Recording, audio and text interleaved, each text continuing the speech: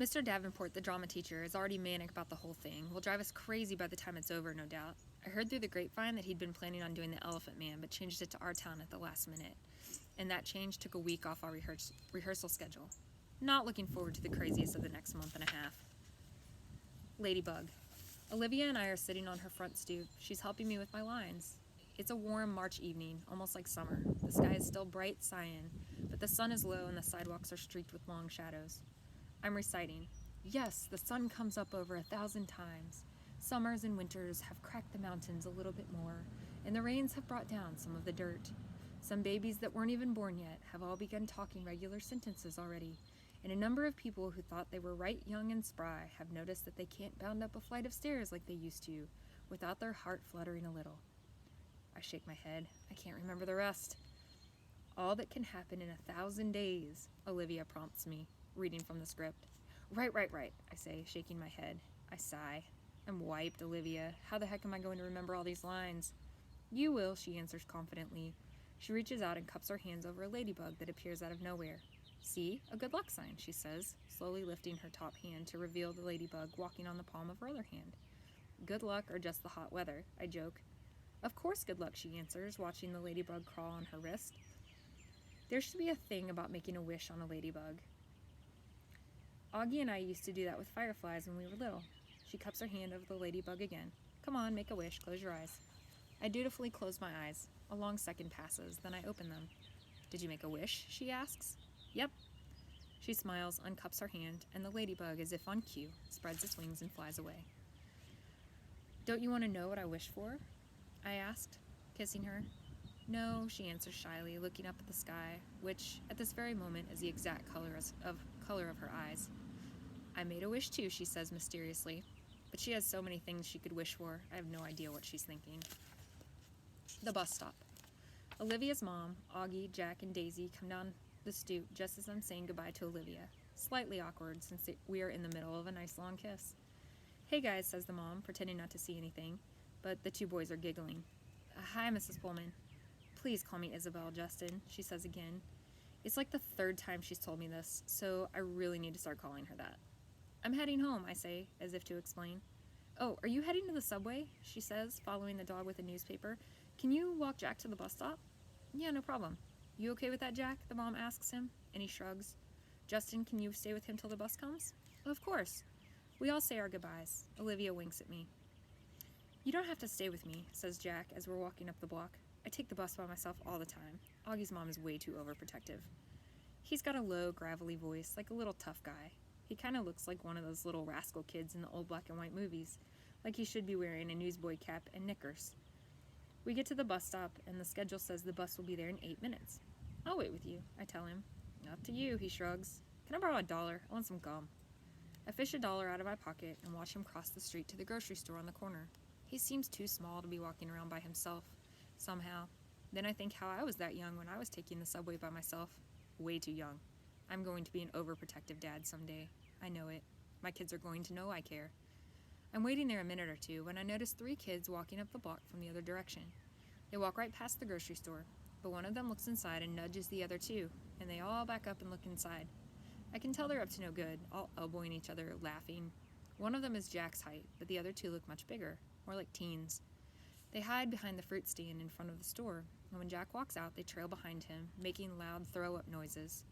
Jack casually turns around at the corner to see who they are, and they run away, high-fiving each other and laughing. Little jerks. Jack crosses the street like nothing happened and stands next to me at the bus stop, blowing a bubble. Friends of yours? I finally say.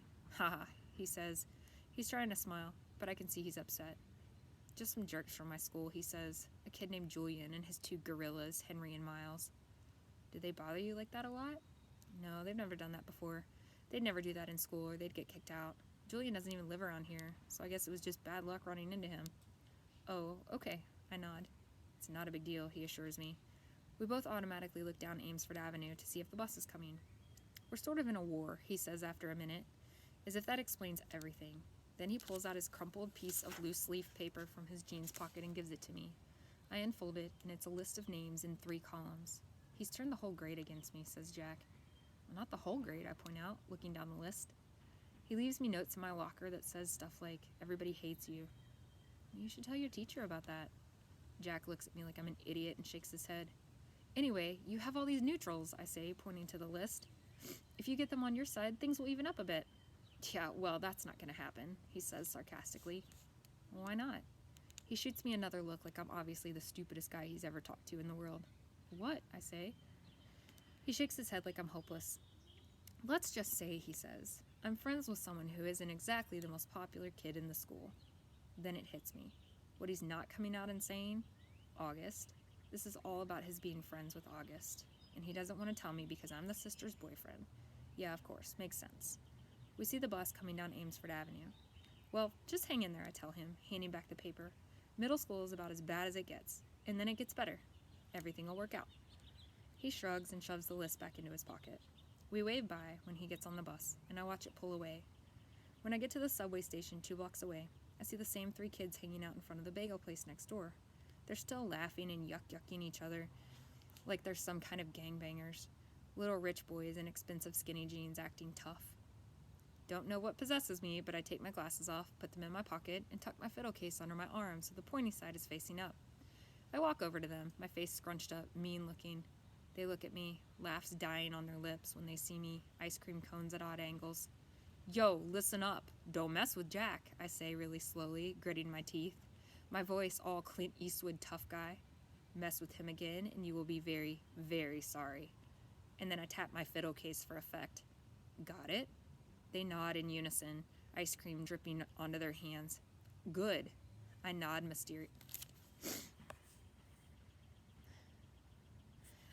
mysteriously, then sprint down the subway 2 steps at a time. Rehearsal. The play is taking up most of my time as we get closer to opening night. Lots of lines to remember, long monologues where it's just me talking. Olivia had this great idea, though, and it's helping me. I have my fiddle with me on stage and play it a bit while I'm talking. It's not written that way, but Mr. Davenport thinks it adds an extra folksy element to have the stage manager plucking on a fiddle. And for me, it's so great because whenever I need a second to remember my next line, I just start playing a little Soldier's Joy on my fiddle, and it buys me some time. I've gotten to know the kids in the show a lot better, especially the pink-haired girl who plays Emily. Turns out she's not nearly as stuck-up as I thought she was, given the crowd she hangs out with. Her boyfriend is this built jock who's a big deal on the varsity sports circuit at school. It's a whole world that I have nothing to do with. So I'm kind of surprised that this Miranda girl turns out to be kind of nice. One day we're sitting on the floor backstage waiting for the tech guy to fix the main spotlight. So how long have you and Olivia been dating? She asks me out of the blue. About 4 months now, I say. Have you met her brother? She says casually. It's so unexpected that I can't hide my surprise. You know Olivia's brother, I ask? Via didn't tell you? We used to be good friends. I've known Augie since he was a baby. Oh yeah, I think I knew that, I answer. I don't want to let on that Olivia has not told me any of this. I don't want to let on how surprised I am that she called her Via.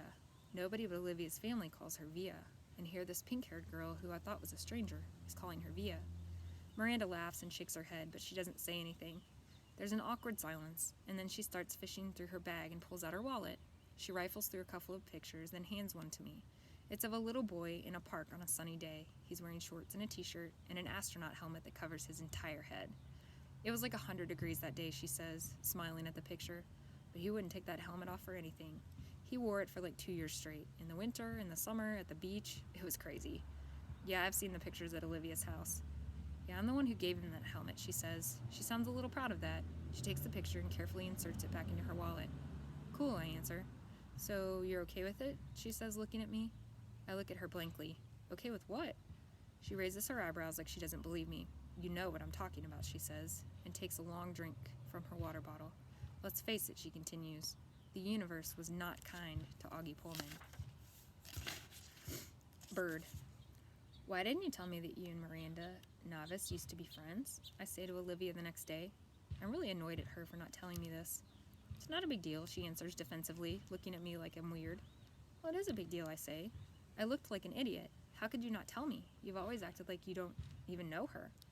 I don't know her, she answers quickly. I don't know who that pink-haired cheerleader is. The girl I knew was a total dork who collected American Girl dolls. Oh, come on, Olivia. You come on.